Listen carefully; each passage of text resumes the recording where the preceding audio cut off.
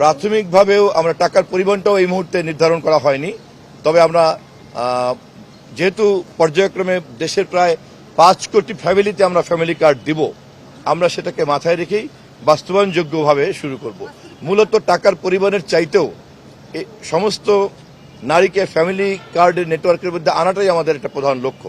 পর্যায়ক্রমে এটাকে আমরা আরো উন্নত করতে পারবো।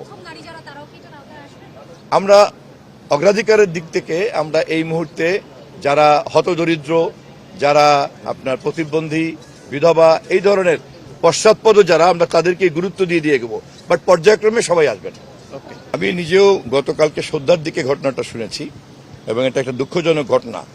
তবে বাংলাদেশ সংবাদ সংস্থা যেহেতু একটা সরকারি সংস্থা এবং এখানে নিয়োগ এবং নিয়োগ বহাল অথবা বাতিল এই সমস্ত কিছুরই কিন্তু একটা বিধিবদ্ধ নিয়ম আছে এবং অবশ্যই সরকার সবকিছু বিধিবদ্ধ নিয়মের মধ্যেই বিবেচনা করবে।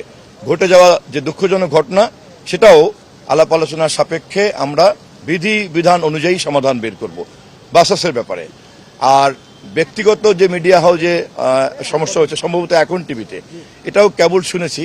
সংশ্লিষ্ট যারা সংক্ষুব্ধ যে কয়জন এবং এখন টিভির মালিক পক্ষ, আমি উভয়ের সঙ্গে কথা বলে বিষয়টা একটু ভালো করে বুঝে সমঝোতার মধ্যে সমাধান করা যায় কিনা উদ্যোগ নেব। ঘটে যাওয়া ঘটনা সম্পর্কে আমি কোনো মন্তব্য করছি না, কিন্তু যে কোনো ঘটনাকে নিষ্পত্তি করব বিধিবিধানের মধ্যে দিয়ে। কেউ মনে করার কারণ নাই যে মব করলেই সবকিছু সমাধান হয়ে যাবে। আমরা বারবারই বলছি আমরা একটা প্রতিহিংসা মুক্ত বাংলাদেশ গড়ার কাজে হাত দিয়েছি এবং অবশ্যই আমরা সাংবিধানিক পদ্ধতির মধ্যে কিন্তু দাঁড়িয়ে আছি। এবং আপনারা দেখেছেন জাতীয় সংসদে যে শপথ অনুষ্ঠান সংক্রান্ত বিষয়েও আমরা কিন্তু কখনোই সংবিধান নির্দেশিত পথের বাইরে কিন্তু কখনোই আমরা যাইনি। অতএব দেশ থেকে শুরু করে ক্ষুদ্র প্রতিষ্ঠান যেখানেই যাই না কেন আমরা চেষ্টা করব সবসময় বিধিবিধানের মধ্যে যেতে। বিধিবিধানের বাইরে আমরা কোনো কিছুকেই বাস্তবায়ন করতে দেব না।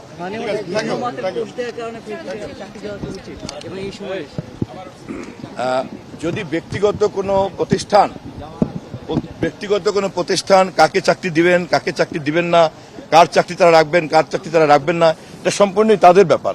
তবে তথ্যমন্ত্রী হিসেবে আমি যে কোনো সাংবাদিক যখন সংক্ষুব্ধ হবে আমি চেষ্টা করব সেটিকে ব্যক্তিগত মালিকানাধীন প্রতিষ্ঠান হওয়া সত্ত্বেও সাংবাদিকের অধিকার সংরক্ষণ করে এগোনো হচ্ছে কিনা সেটা সুরক্ষা দেওয়ার দায়িত্ব আমার।